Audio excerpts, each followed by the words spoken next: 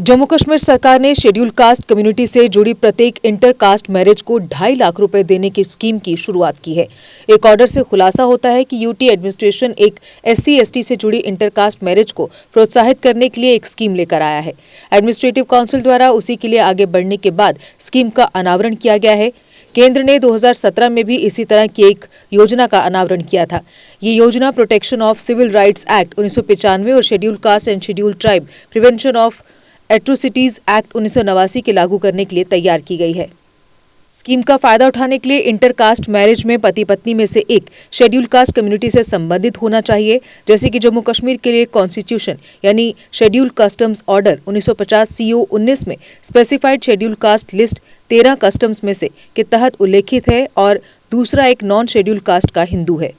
Scheme के guidelines के मुताबिक मैरिज लॉ के मुताबिक वैध होना चाहिए और हिंदू मैरिज एक्ट 1955 के तहत विधिवत रजिस्टर्ड होना चाहिए और कॉम्पिटेंट अथॉरिटी द्वारा जारी इस आशय का एक रजिस्ट्रेशन सर्टिफिकेट बेनिफिशरीज द्वारा पेश किया जाना चाहिए।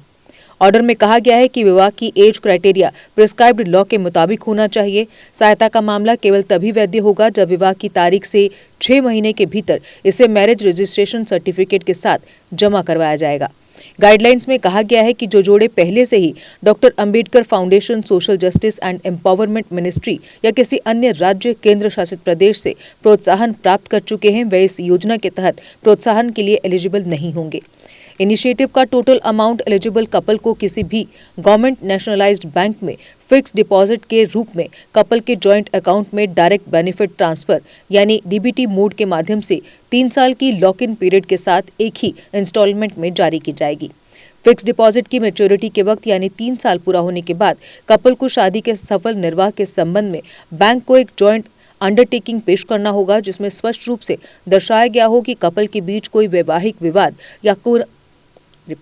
या कानूनी कार्यवाही नहीं चल रही है, जिसके बाद बैंक उन्हें सैंक्शनिंग अथॉरिटी को सूचित करते हुए अमाउंट निकालने या फिक्स डिपॉजिट जारी रखने का ऑप्शन प्रदान करेगा। यदि बेनिफिशियरी कपल इस संबंध में जॉइंट अंडरटेकिंग पेश करने में नाकाम रहता है तो ये संबंधित बैंक की जिम्मेदारी होगी कि वह मंजूरी देने वाली अथॉरिटी को सूचित करते हुए इंटरेस्ट सहित टोटल अमाउंट को वापस करे और सरकारी खाते में जमा करे। Deshbhagat university Punjab courses offered PhD, postgraduate, undergraduate, PG diploma, diploma certificate. Contact us for admissions.